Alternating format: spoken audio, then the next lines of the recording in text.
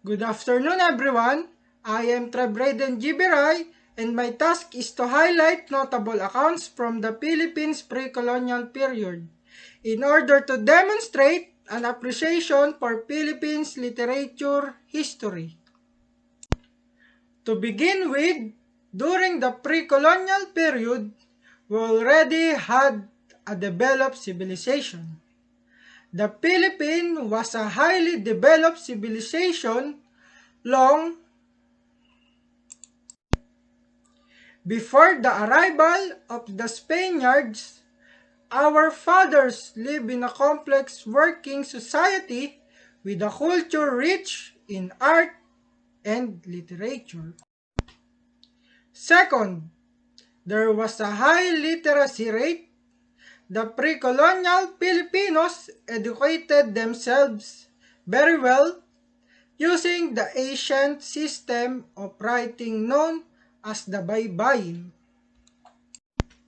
Third, pre-colonial Filipinos dabbled in a wide range of occupations, including farming, hunting, weapon making, and seafaring. Locally produced items such as pots, jewelry, and clothing were in high demand in other countries due to their excellent craftsmanship. They also knew how to make and fire guns and cannons, as well as wielding swords and spears. They could also build massive fortresses and wear body armor. I'm Don Plaza, and I am going to show you how life and all the events that had happened during the pre-colonial period in the Philippines, years and years ago. So first, long before the arrival of the Spaniards, the Philippines already had a highly developed culture. Our forefathers grew up in a complicated working society with thriving art and literary culture. And did you also know that the pre-colonial Filipinos were extremely well educated, and their language or their handwritings were all baybayin or alibata, just like my shirt. Now, before the Spanish galleon trade, our predecessors had established business and diplomatic links with countries as far away as the Middle East, as well as with Arabs, Indians, Chinese, and a variety of other nationalities. Farming, hunting, weapon making, and seafaring were all common vocations among pre-colonial Filipinos. Due to their superb craftsmanship, locally manufactured objects such as pottery, jewelry, and apparel were in high demand in other countries. The Spanish era in the Philippines. The Spanish colonial period in the Philippines was the period during the Philippines were part of the Spanish Empire as the Captaincy General of the Philippines from 1565 to 1898. The islands were part of larger Spanish East Indies. 44 years after Ferdinand Magellan discovered the Philippines and died in the Battle of Mactan in 1521. The Spanish explored and colonized the islands, starting with the founding of Cebu by Miguel Lopez de Legazpi in 1565. Manila was made in the capital of the Philippines in 1571. This was the time of the reign of King Philip II of Spain, whose name has remained attached to the country.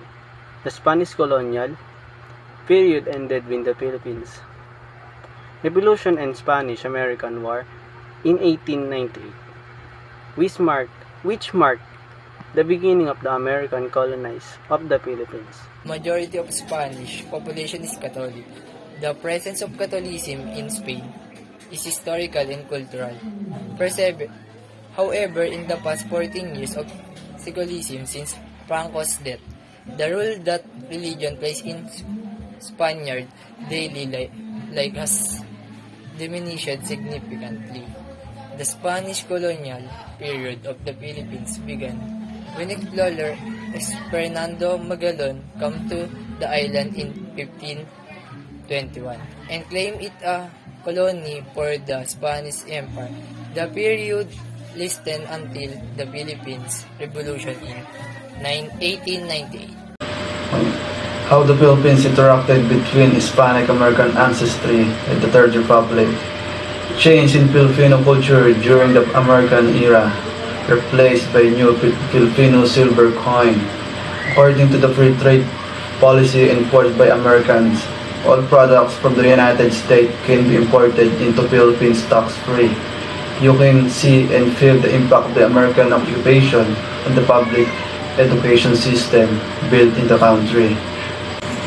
Filipino culture is a mixture of indigenous traditions and influences from the culture of the first traders and conquerors. Culture includes religious food, what we wear, how we wear it, our language, wedding marches, what we think is right or wrong. We sit at the table includes how we accept guests. American culture includes American customs and tradition, provides important message and lesson of life. One of them is the change in education. It seeks ways to shape the heart and minds of Filipinos to teach American values and culture. Kwentong Bayan depicts tribal behavior, traditions, beliefs, superstitions, and cultures. What they were strictly forbidden to say was a written rebellion against the U.S. government. Monetary System Philippine Monetary Law, March 3, 1903. This law involved a transformation of the country's financial system by issuing new gold-based coins. Hi, my name is Eliza Maria Severiano from 11 Proverbs. I will explain about Japanese War. This is the Japanese War where our country is involved in World War II. The Japanese are so fierce and strict to Filipino citizen men are forced to be slave and servant to Japanese soldiers. Female, on the other hand, are being abused, hurt, sometimes lead to rape. So many casualties died to do this, but Japanese also introduced their culture to us.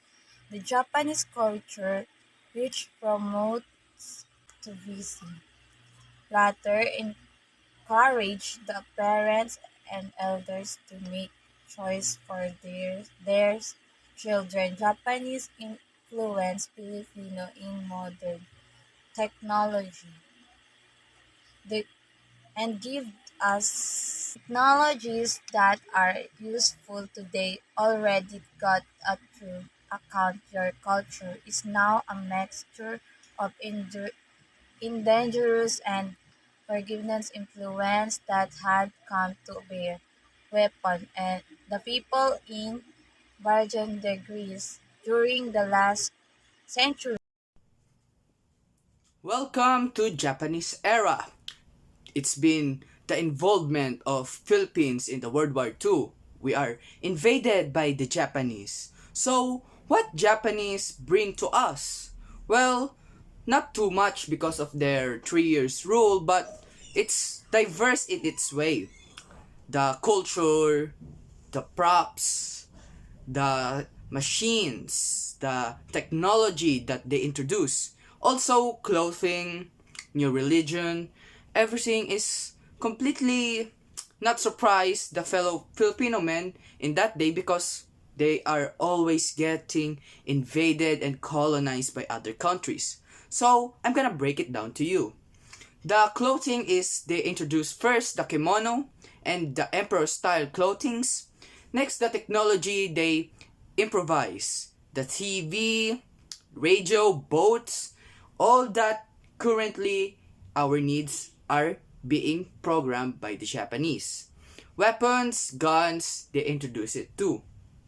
For the culture, they present to us their own culture like Shintoism or temples, more temples everywhere and elsewhere. And harsh environments in Japanese era because they abuse the women. They make the slaves of the men. It's hard to be a fellow Filipino citizen. Welcome, I am Castor James C. Gamboa, and I'm gonna present to you the present era. The present era is so many varieties nowadays. The fashion, anything is so unique and so easy to access. I'm gonna give you some examples. The books nowadays is so heavy, but nowadays you can grab your phone and you'll be fine. All the statements or the context are there. Fashion, so many fashion varieties. You can be a model, you can be a role model, you can be a superstar, a rock star, a rapper style. All kinds of clothing can be found in this current era. Now, the Philippine era is kinda diverse nowadays because we are being invaded by Japanese, Spanish, Americans. Those three, all their cultures are preserved till this day. And it's interesting because their culture makes the Philippines more diverse than the other Asian counterparts. And it's so unique that foreigners are coming here to learn about the history. Now, Philippines is so good at trendings. Cultures, it's being more popular nowadays because the trends are specifically diverging.